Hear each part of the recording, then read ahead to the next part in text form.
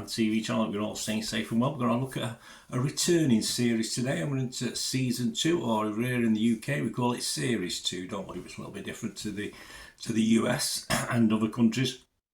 And we're going to have a look at the second series that was released on the 30th of August 2023, and this consists of 6 44-minute episodes approximately, and it's on Channel 4. I'm going to have a look at series 2 of Screw. Yes, we'll have a look at that today. Please, if you are new to the channel, push that subscribe button, push the bell notifications.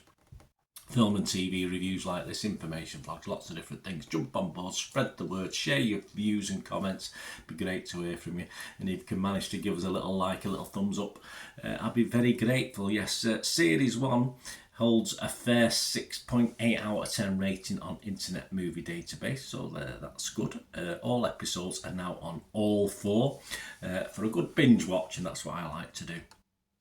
I did want more at the end of this than 6 episodes by 44 minutes. Just wasn't long enough for me. I wanted more of this. Creator and executive producer Rob Williams served as lead writer on Screw, spent a number of years working as an art teacher in prison, and has continued volunteering in prison since becoming a writer. Screw is obviously drawn from that experience, series 1 and 2, although I have to assume, and this is me, that lots of dramatic license has been used, as you'd expect. And we're back, of course, to Longmarsh Prison for another instalment of Prison Life with a hangover. Yes, there's a hangover story from series 1 in this one, so please ensure that you do watch series 1, otherwise you may be a little bit lost. It can be watched without it, but much better watching series 1 as well. Then if you watch series 1 and you don't like it, you probably wouldn't bother with this, because it's more of the same. It's a continuation, as we say.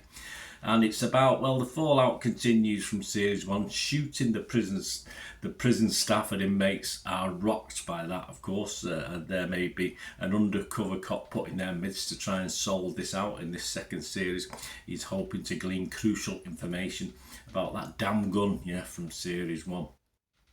Actors return to reprise their roles, of course, in this, as the staff, and familiar faces amongst the lags as well. I do like Google. I think that's a great nickname for a guy in prison. If you've not watched it, obviously just look at Google and see what he does. That's a great nickname. Jamie Lee O'Donnell as the troubled Rose Girl remains, probably my favourite of the actors of the series and the characters. He's mainly central to everything that goes on in season 2. You've of course got Nina Susanya, Laura Checkley, Faraz Ayub, Stephen Wright and Ron Donachie are all amongst those reprising their roles for this one. Despite its basic concept and formulaic goings on, season 1 I rated 6.5 out of 10, so it wasn't too bad, just a little bit below the Internet Movie Database score.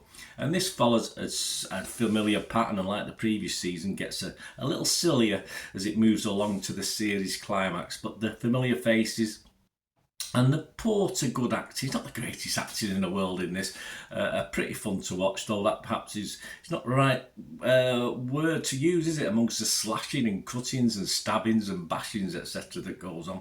But a spoiler alert, there's no gun added to this episode, it's just talk about the last gun, so we're alright with that, but it does get mentioned quite a lot. This feels a little touch darker than series 1, not too much sort of gallows humour in it.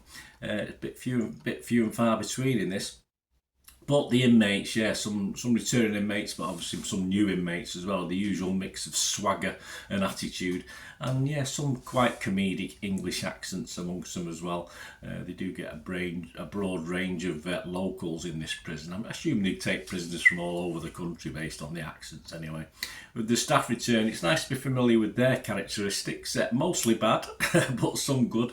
There's very little to choose between the characters and their empathy or lack of between the Screws and their customers in this one.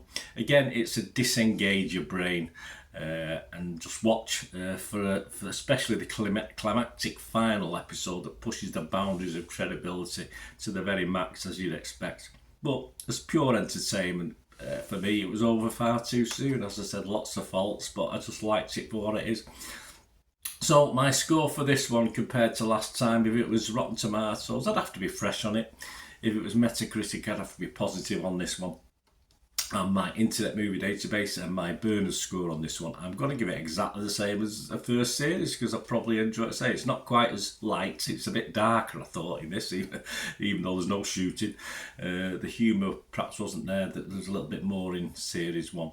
But I will give it the same score. I'm going to give this a 6.5 out of 10. And as I said earlier on, if you did like the first series, and there's no reason whatsoever you won't like this one. If you didn't like the first series, or you just started to watch it to then watch this one, and you don't like it, you're not going to like this one. It's as simple as that. Let me know your comments, guys. Great to hear from you. Till we meet again. That's one thing, don't I? Please stay safe, everyone. Bye for now.